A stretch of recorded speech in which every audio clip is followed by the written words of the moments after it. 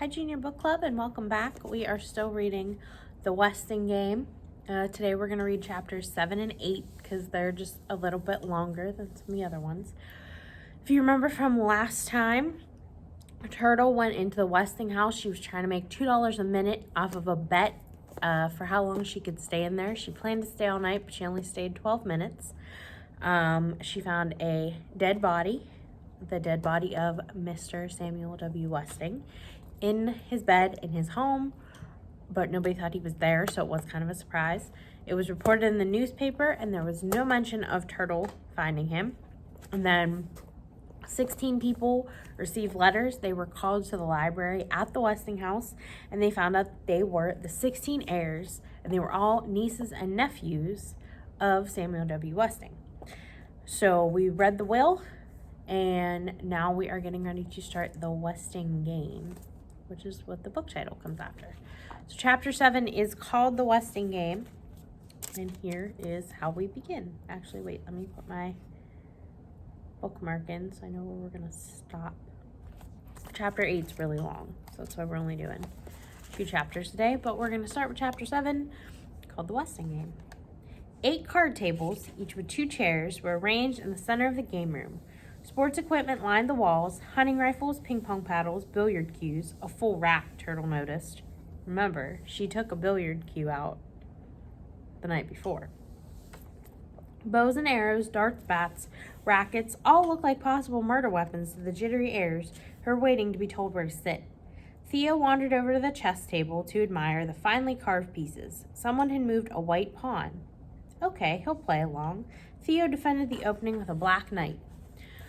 On hearing Plum's throat-clearing signal, Sidel Pulaski switched the painted crutch to her left armpit and flipped to a fresh page in her notebook. Shh! 7th. And now, dear friends, relatives, and enemies, the Westing Game begins. The rules are simple.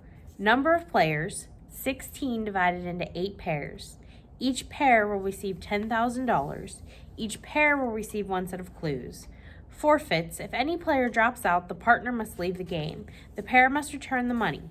Absent pairs forfeit the $10,000. Their clues will be held until the next session. Players will be given 2 days' notice of the next session. Each pair may then give 1 answer. Object of the game: to win.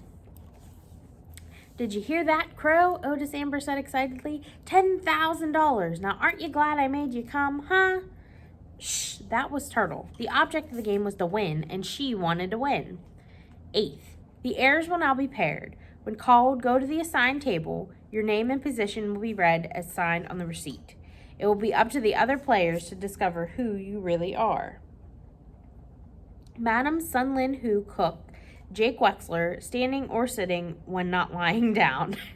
That was what he listed as position instead of job title. Grace Wexler did not understand her husband's joke about position. Mr. Hu did, but he was in no mood for humor. $10,000 was at stake. Both pleaded for their absent spouses. Emergency operation. My wife doesn't even speak English. To no avail. Table 1 remained empty and moneyless. 2. Turtle Wexler, witch. Flora Bombach, dressmaker. Sighs of relief greeted the naming of Turtle's partner, but Flora Bombach seemed pleased to be paired with the kicking witch. At least her face was still puckered in that elfin grin. Turtle had hoped for one of the high school seniors, especially Doug Hu. Christos Theodorakis, birdwatcher. D. Denton Deer, intern, St. Joseph's Hospital, Department of Plastic Surgery. Theo protested. He and his brother should be paired together. Chris was his responsibility. Mrs. Wexler protested. Dr. D should be paired with his bride-to-be. D. Denton Deer protested, but silently. If this had been arranged for free medical advice, they, whoever they are, were mistaken. He was a busy man. He was a doctor, not a nursemaid. But Chris was delighted to be part of the outside world.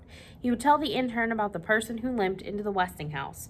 Maybe that was the murderer, unless his partner was the murderer. This was really exciting, even better than television. Pair 4. Alexander McSuthers, doorman. J.J. Ford, judge, appellate division of the State Supreme Court. The heirs watched the jaunty doorman pull out a chair for the judge. It had never occurred to them that Sandy was a nickname for Alexander, but that couldn't be what Sam Westing meant by "it will be up to the other players to discover who you really are." Or could it? The judge did not return the chip to smile. doorman, he calls himself, and the others had signed simple things too, cook, dressmaker. The podiatrist had even made fun of his position. She must seem as pompous as that intern putting on airs with that title. Well, she had worked hard to get where she was. Why shouldn't she be proud of it? She was no token. Her record was faultless. Watch it, Josie Joe. Westing's getting to you already, and the game has barely begun. Grace Windsor Wexler, heiress. James Shin Hu, restaurateur. Grace Windsor Wexler ignored the snickers. If she was not the heiress now, she would be soon. What with her clues, Angela's clues, Turtle's clues, Denton's clues, and the clues of Mr. Hu's obedient son. $5,000 lost. Oh well, who needs Jake anyway? She'd win on her own.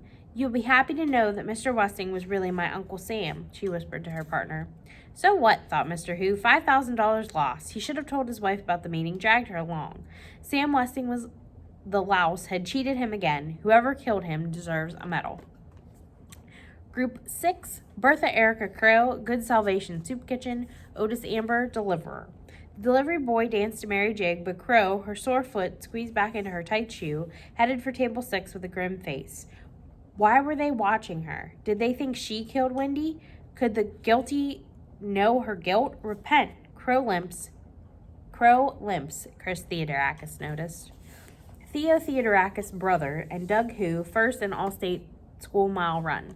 They slapped hands and Doug jogged to table 7. Theo moved more slowly. Passing the chessboard, he saw that White had made a second move. He countered with a black pawn. Maybe he should not have written brother, but like it or not, that was his position in life. Chris was smiling at him in pure sweetness, which made Theo feel even guiltier about his resentment. I guess that makes us partners, Miss Pulaski, Angela said. Pardon me, did you say something? Sidel Pulaski, secretary to the president. Okay. Angela Wexler, none. Angela stepped tentatively behind the secretary, not knowing whether to ignore her disability or to take her arm. At least her crippled partner could not be the murderer, but it was embarrassing being paired with such a... No, she shouldn't feel that way. It was her mother who was upset. She could feel the indignant anger without having to look at Grace. Her perfect daughter was paired with a freak. What good luck, the hobbling Sidel Pulaski thought. Now she would really be noticed with such a pretty young thing for a partner. They might even invite her to the wedding. She'd paint a crutch white with little pink nosegays. Denton Deer was troubled. What in the world did Angela mean by none? Now, spelling. So she wrote none, N-O-N-E, like nothing, as her position, her job. But her fiance thought she wrote nun, N-U-N, like the type of Catholic sisters that don't get married. Once again, Edgar Jennings Plum cleared his throat. Nasal drip, Denton Deer whispered, confiding the latest diagnosis to his partner. Chris giggled. What's the cripple kid so happy about? The intern wondered. 9th, money. Each pair in attendance will now receive a check for the sum of $10,000. The check cannot be cashed without the signatures of both partners. Spend it wisely or go for broke. May God thy gold refine. A piercing shriek suddenly reminded the Westing heirs of murder. While passing out the checks, the lawyer had stepped on Crow's sore foot. Is this legal, Judge? Sandy asked. It is not only legal, Mr. McSuthers, Judge Ford replied, signing her name to the check and handing it to the doorman. It is a shrewd way to keep everyone playing the game. 10th, each pair in attendance will now receive an envelope containing a set of clues. No two sets of clues are alike. It is not what you have, it is what you don't have that counts. Placing the last of the envelopes on table 8, the young lawyer smiled at Angela. Sidel Pulaski smiled back. This makes no sense, Denton Deer complained. 4 clues typed on cut squares of Westing's super-strength paper towels lay on the table before him. Arms and elbows at odds, with fingers fanned, Chris tried to rearrange the words in some grammatical, if not logical, order. Hey, watch it, the intern shouted as one clue wafted to the floor. Flora Baumbach leapt from her chair at the next table, picked up the square of paper, and set it face down before the trembling youngster. I didn't see it, she announced loudly. I really didn't see it, she repeated under the questioning gaze of her partner Turtle Wexler, which, the word she had seen, was plain. The players protected their clues more carefully now. Hunched over the tables, they moved the paper squares this way and that way, mumbling and grumbling. The murderer's name must be there somewhere. Only one pair had not yet seen their clues. At table 8, Sidel Pulaski placed one hand on the envelope, raised a finger to her lips, and tilted her head toward the other heirs. Just watch and listen, she meant. She may be odd, but she's smart, Angela thought. Since each pair had a different set of clues, they would watch and listen for clues to their clues. Hee hee hee, the delivery boy slapped his partner on the back. That's us, old pal, Queen Crow and King Amber. What's this, on or no? Doug, who turned a clue upside down, then right side up again. Theo jabbed an elbow in his ribs and turned to see if anyone had heard. Angela lowered her eyes in time. J.J. Ford crumpled the clues in her fist and rose in anger. I'm sorry, Mr. McSuthers. Playing a pawn in this foolish game is one thing, but to be insulted with minstrel show dialect? Please, Judge, please don't quit on me, Sandy pleaded. I'd have to get back all that money. It would break my wife's heart, and my poor kids. Judge Ford regarded the desperate doorman without pity. So many had begged before her bench. Please, Judge, I lost my job, my pension. I can't fight no more. Don't quit just because of some nonsensical words. Sticks and stones can break my bones, but words will never hurt me, she had chanted as a child. Words did hurt, but she was no longer a child, nor a hanging judge, and there was always the chance.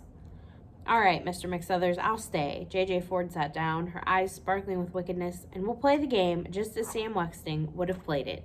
Mean. Flora Baumbach squeezed her eyes together and screwed up her face. She was concentrating. Haven't you memorized them yet?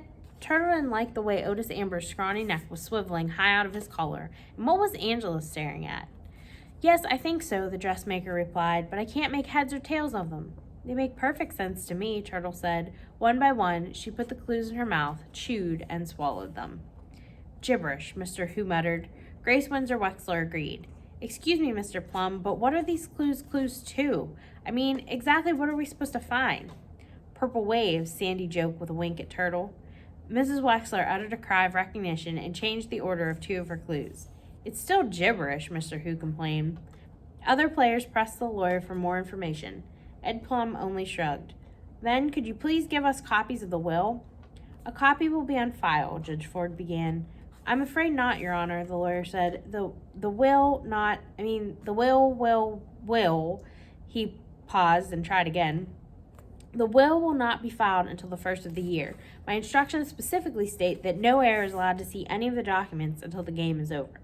No copy? That's not fair. But wait, they did have a copy, a shorthand copy. Sadell Pulaski had plenty of attention now. She smiled back with friendly faces revealing a lipstick stain on her front teeth. Isn't there some sort of last statement? Sandy asked. Plum, I mean, like the intern says, nothing makes any sense. 11th? Senseless, you say. Death is senseless, yet makes way for the living. Life, too, is senseless unless you know who you are, what you want, and which way the wind blows. So on with the game. The solution is simple, if you know whom you are looking for. But heirs beware, be aware. Some are not who they say they are, and some are not who they seem to be. Whoever you are, it's time to go home. God bless you all, and remember this. Buy Westing Paper Products. And that was the end of Chapter 7. Chapter 8 is called The Paired Heirs. During the night, Flora Baumbach's itsy-bitsy snow flings raged into a blizzard. The tenants of Sunset Towers awoke from clue-chasing, blood-dripping dreams, bound in twisted sheets and imprisoned by 15-foot snowdrifts. No telephones, no electricity. Snowbound with a murderer.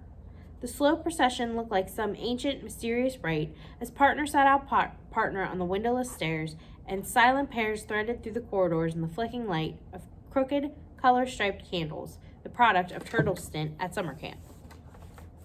These handmade candles are both practical and romantic, she said, peddling her wares from apartment door to frighten tenants at 7 in the morning.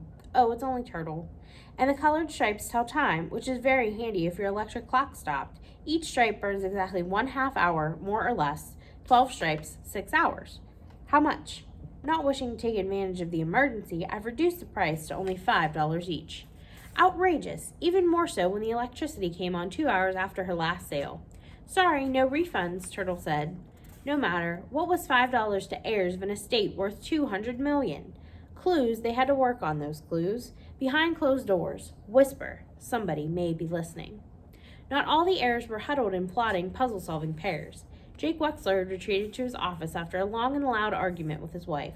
He sure could have used half of that $10,000, but he wouldn't admit it, not to her. The forfeited money upset her more than the murder of her uncle, if he was her uncle. 5 floors above, Jake's partner stood before the restaurant's front window, staring at the froth on the angry lake and beyond. No one had bothered to tell Madam Who about the Weston game. Other players were snowbound elsewhere, Denton Deer in the hospital, Sandy at home.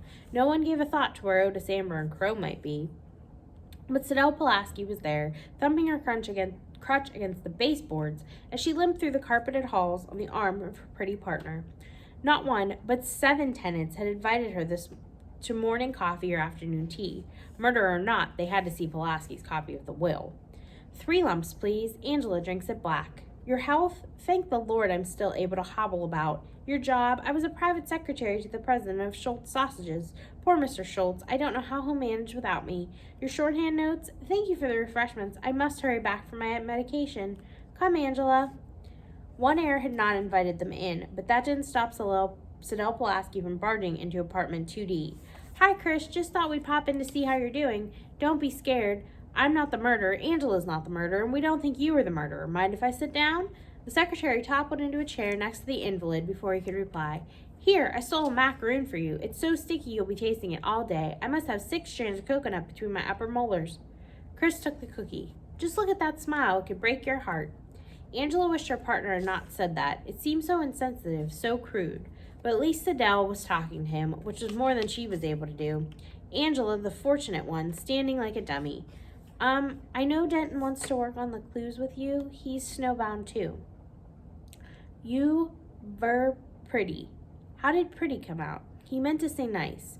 Chris bent his curly head over the geography book in his lap. She wasn't laughing at him. It was all right to ask her because she was going to marry his partner. What are grands? Angela did not understand. Chris fanned the pages of the book to a picture of a wheat field. Grains? Oh, grains. You want to know the name of some grains. Let's see. There's wheat, rye, corn, barley, oats. Oats. Angela thought the boy was going into a fit, but he was only repeating her last word. Oats. Sidell was puffing her warm breath over the window and wiping a frosted area clean with her sleeve. There, now you'll be able to watch the birds again. Anything else we can do for you, young man? Chris nodded. Read me shorthand nose. The pretty lady and the funny lady moved quickly out the door. One limped, but it was a pretend limp, he could tell, not like the limper on the Westinghouse lawn. Oats. Chris closed his eyes to picture the clues. And his clue said 4 plain grain shed. Grain equals oats. Otis Amber. 4 plus D from shed, Ford. But neither the delivery boy nor the judge limped, and he still hadn't figured out she or plain. He'd have to wait for Denton Deer. Denton Deer was smart. He was a doctor. Chris raised his binoculars to the cliff. Wind-blown drifts buttressed the house. Something moved on the second floor, a hand holding back the edge of a drape. Slowly, the heavy drape fell back against the window. The Westinghouse was snowbound too, and somebody was snowbound in it. Only one of the players thought the clues told how the $10,000 check was to be spent. Take stock in America, the will said. Go for broke, the will said. In the stock market, Turtle said, and whoever makes the most money wins it all, the whole $200 million. Their clues, sea, like the ocean, S-E-A, mountain, O, the letter O. Stood for symbols of 3 corporations listed on the stock exchange. CMT, the abbreviation for mountain, AMO. But AM and O are separate clues, Flora Baumbach said, to confuse us. But what about the murderer? I thought we were supposed to name the murderer. To put us off the track. If the police suspected murder, she'd be in jail by now. Her fingerprints were over everything in the Westinghouse, including the corpse. You don't really think one of us could have killed a living, breathing human being in cold blood, do you, Mrs. Baumbach? Do you? Turtle did, but the dressmaker was a cream puff. Don't look at me like that, Turtle Wexler. You know very well I can never think such a thing. I must have misunderstood. Oh my, I just wish Miss Pulaski had shown us her copy of the will. Turtle returned her calculations, multiplying numbers of shares times price, adding a broker's commission, trying to total the sums to the $10,000 they had to spend. Flora Baumbach may have been wrong about the murder, but she was not convinced of Turtle's plan. What about buy Westing paper products? I'm sure that was in the will. Great, Turtle exclaimed. We'll do just that. We'll add WPP to the list of stocks we're going to buy. Flora Baumbach had watched enough television commercials to know that buy Westing paper products meant that as soon as she could get to market, she'd buy all the Westing paper products on the shelf. Still, it felt good having a child around again. She'd play along gladly. You know, Turtle, you may be right about putting our money in the stock market. I remember the will said, May God thy gold refine. That must be from the Bible. Shakespeare, Turtle replied. All quotations were either from the Bible or Shakespeare. Mr. Who moved aside a full ashtray with a show of distaste and rearranged the clues. Purple fruited makes more sense. Grace Wexler looked across the restaurant to the lone figure at the window.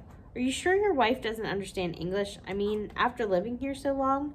That's my second wife. She came over from Hong Kong 2 years ago. She does look young, but it's so hard to tell ages of people of the Oriental persuasion, Grace said. Why was he glaring at her like that? Your wife is quite lovely, you know, so doll-like and indestructible. Who bit off half a chocolate bar? He had enough problems with the empty restaurant, a lazy son, and his nagging ulcer. Now he had to put up with this bigot. Grace lit another cigarette and rearranged the clues to read Purple Waves. You heard the doorman say Purple Waves. It must mean something. And the ghastly secretary was wearing a dress with purple waves last night, not to mention her crutch. You should not speak unkindly of those less fortunate than you, Who said.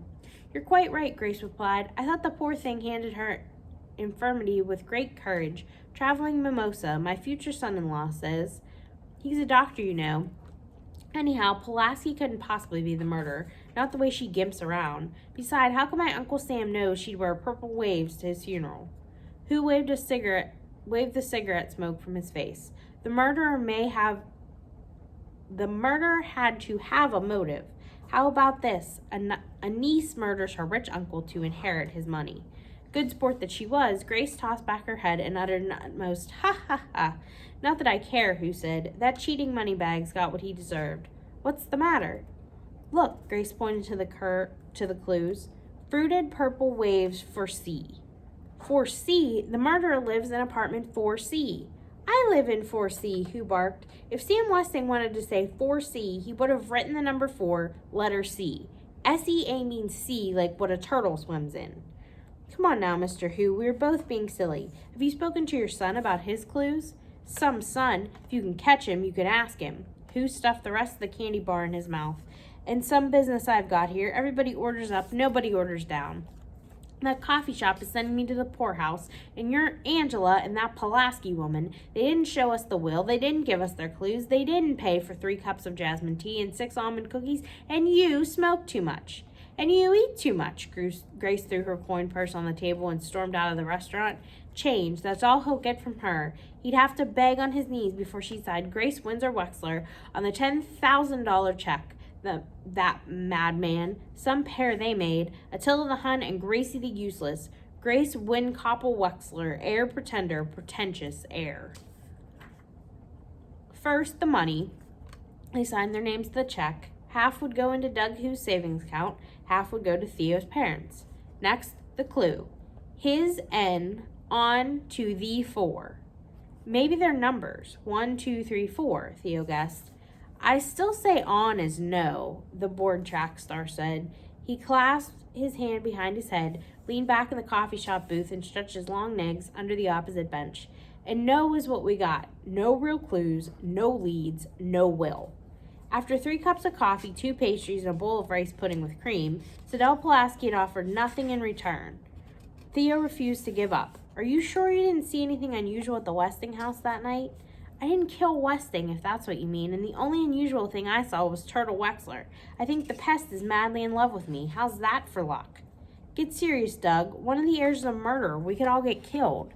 Just because somebody zapped the old man doesn't mean he's going to kill again. Dad says...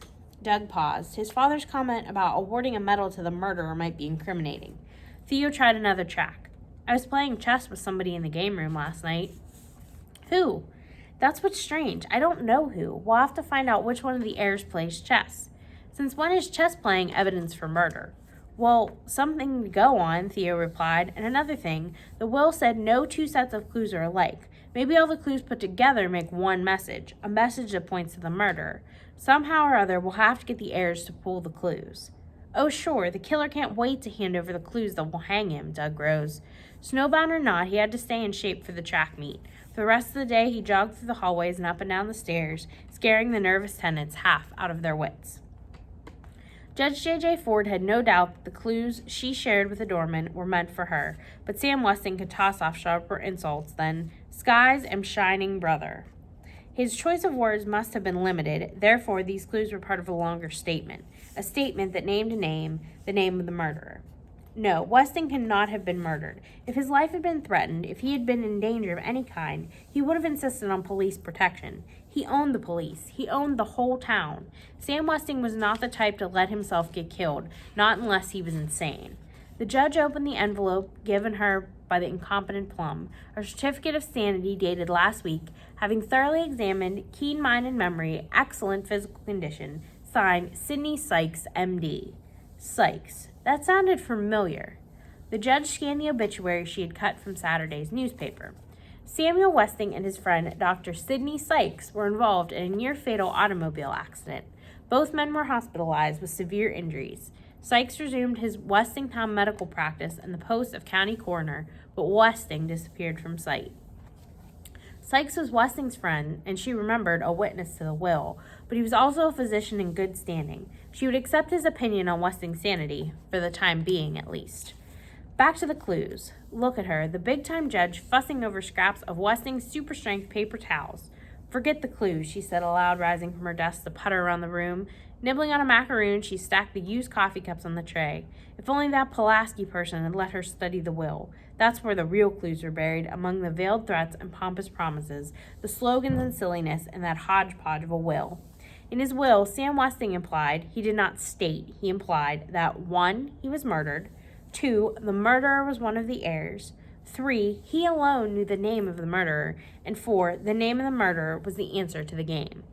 The game, a tricky, divisive Westing game. No matter how much fear and suspicion he instilled in the players, Sam Westing knew that greed would keep them playing the game until the murderer was captured and punished. Sam Westing was not murdered, but one of his heirs was guilty of some offense against a relentless man, and that heir was in danger. From his grave, Westing would stalk his enemy, and through his heirs he would wreak his revenge. Which one? Which heir was the target of Westing's vindictiveness? In the name of justice, she would have to find Westing's victim before the others did. She would have to learn everything she could learn about each one of the heirs. Who are they, and how did their lives touch Westing's? These 16 strangers whose only connection with one another was Sunset Towers? Sunset Towers. She'd start from there. Good, the telephones are working again. The number she dialed was answered on the first ring. "Hi there, this is a recording of yours truly, Barney Northrup. I'm at your service. Soon as I get back in my office, that is. Just sing out your problem to old Barney here when you hear the beep." Beep. J.J. Ford hung up without singing out her problem to old Barney. He, too, could be involved in Westing's plot. The newspaper, she would try the newspaper. Surely someone was snowbound there. After 8 rings, a live voice answered. "We usually don't supply that kind of information over the phone, but since it's you, Judge Ford, I'll be happy to oblige. Just spell out the names and I'll call back if I find anything." "Thank you, I'd appreciate that." It was a beginning. Sam Westing was dead, but maybe just once she could beat him at his own game. His last game. Having found what she wanted in Turtle's desk, Angela returned to her frilly bedroom, where Sidel Pulaski, glasses low on her nose, was perched on a ruffled stool at the vanity table, smearing blue shadow on her eyelids. "First we tackle our own clues," the secretary said, frowning at the result in the threefold mirror. Unlike from the day she was born, she now had a beautiful and well-loved partner. There was always the chance that they alone had been given the answer. She unsealed the envelope and held it out to Angela. "Take one." Angela removed the first clue. Good. Now it was Sidel's turn. "Glory be," she exclaimed, thinking she had a name of the murderer. Her thumb was covering the letter D. The word was Hood. Angela turned. The third clue was from. Sidel's turn. The fourth clue was spacious. The fifth and last clue was. Angela uttered a low moan. Her hand shook as she passed the paper to her partner. The fifth and last clue was Grace. "Grace, that's your mother's name, isn't it?" Sidel said. "Well, don't worry. That clue doesn't mean your mother is the murderer. The will says it is not what you have, it is what you don't have that counts. The secretary had not yet transcribed the shorthand, but she had read it through several times before hiding the notebook in a safe place. By the way, are you really related to Mr. Westing? Angela shrugged. Siddell assumed that meant no and turned to the clues. Good Grace from Hood Spacious. The only thing I can figure out from these clues is good gracious from hood space. As soon as the parking lot is shoveled out, we'll peek under the hoods of all the cars. A map or more clues may be hidden there, maybe even the murder weapon. Now let's hear about the other clues. Angela reported on the clues gathered in the game room and during the day's comings and goings. King Queen, Otis Amber said, King Otis and Queen Crow. Purple waves, Mother switched 2 clues around when Sandy mentioned those words. On or no, Doug and Theo could not decide whether the clue was right side up or upside down. Grains, Chris Theodorakis thinks that clue refers to Otis Amber, grains, oats.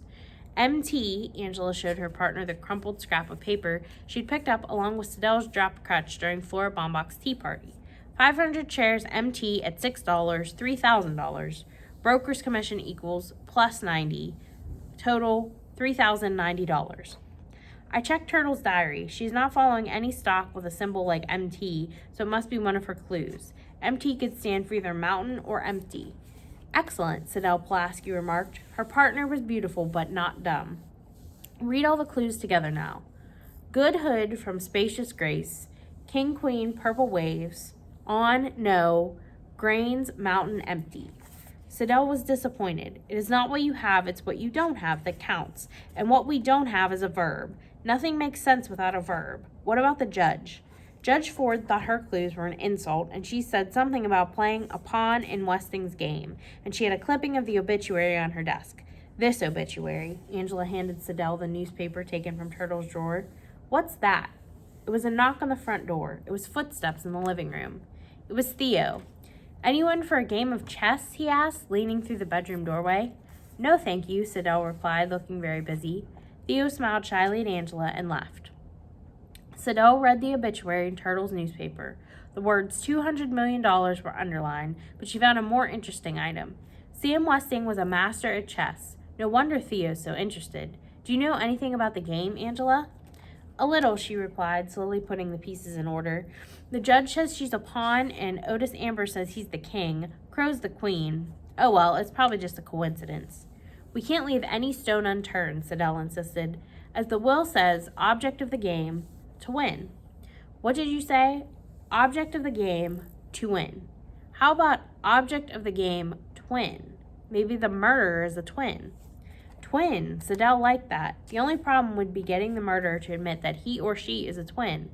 Let's get back to my apartment. It's time I transcribed those notes. Angela helped the invalid to her feet and nervously peered in both directions before stepping into the hallway. Siddell chuckled at her timidity. There's nothing to be scared of, Angela. Westing was murdered for his money, and we're not rich yet. We won't be rich enough to be murdered until we find the name, and by the time we get the money from the estate, the murderer will be locked up in jail. In spite of the impeccable logic, Angela looked back over her shoulder several times on the way to 3C. Strange, Siddell stood before her open apartment door. She had slammed it shut on leaving, but had not locked the deadbolts. After all, not even a burglar could get into a snowbound building. Unless... Angela, too frightened to notice that Siddell ran through the apartment with her crutch in the air, found her partner in the bathroom frantically tossing soiled towels from the hamper. Siddell Pulaski stared at the bare wicker bottom, then sank to the rim of the bathtub, shaking her head in disbelief. Someone in Sunset Towers had stolen the shorthand notebook. So that is where we are going to leave off. Like I said, that chapter was really long. We're going to read 9 through 11 next time, and chapter 9 is called Lost and Found. So I hope you're enjoying this book. Keep all your thoughts, clues of who might have done it to yourself, and we can't wait to see you back at the library soon. Have a great day.